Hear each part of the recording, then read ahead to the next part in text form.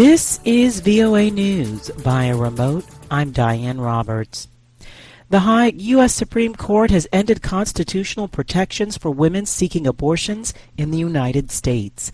The High Court's move to overturn Roe v. Wade is laying bare a deep national divide over abortion.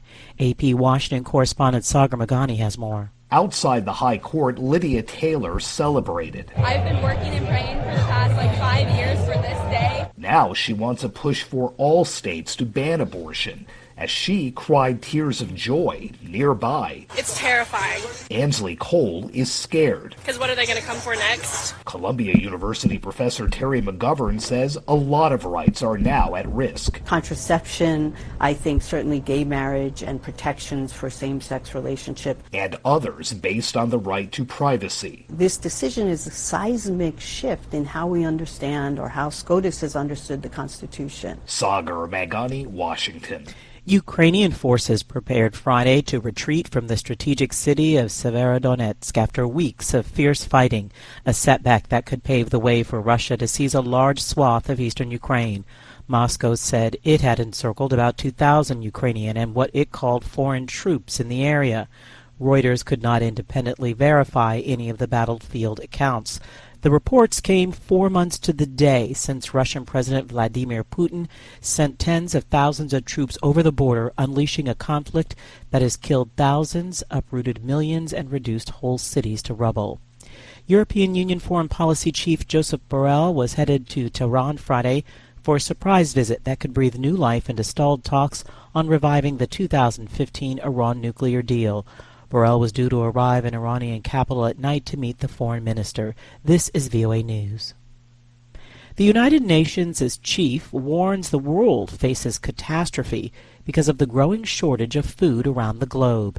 AP correspondent Charles de Ledesma reports. UN Secretary-General Antonio Guterres says the war in Ukraine has added to the disruptions caused by climate change, the coronavirus pandemic and inequality to produce an unprecedented global hunger crisis already affecting hundreds of millions of people. In a video message to officials from dozens of rich and developing countries gathered in Berlin, Guterres says there's a real risk that multiple famines will be declared in 2022, adding, and 2023 could be even worse.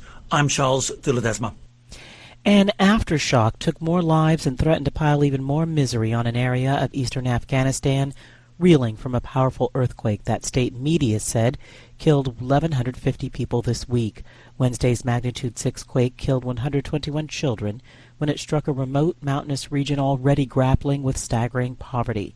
It comes at a time when the country is spiraling deeper into economic crisis after many countries pulled back critical financing and development aid in the wake of the Taliban's takeover. Friends, family, and other mourners today remember the 98 people who died in a building collapse 1 year ago Friday in the U.S. city of Surfside, Florida. The 12-story oceanfront condo building came crashing down in the middle of the night, one of the deadliest structure collapses in U.S. history. The names of each victim were read aloud during a ceremony Friday to mark the somber anniversary. Second Lady Jill Biden was there. And as we gather, we express gratitude for this community, the firefighters and first responders who bound up wounds and spent weeks working to recover your loved ones. Ecuadorian President Guillermo Lasso said Friday that indigenous people staging sometimes violent protests for the past 12 days are trying to overthrow him. Shortly after he spoke, thousands of protesters throwing rocks and shooting off fireworks again clashed with police near the Congress building in Quito. Police and soldiers repelled them with tear gas. The demonstrations have led to clashes that have left 6 people dead and dozens injured.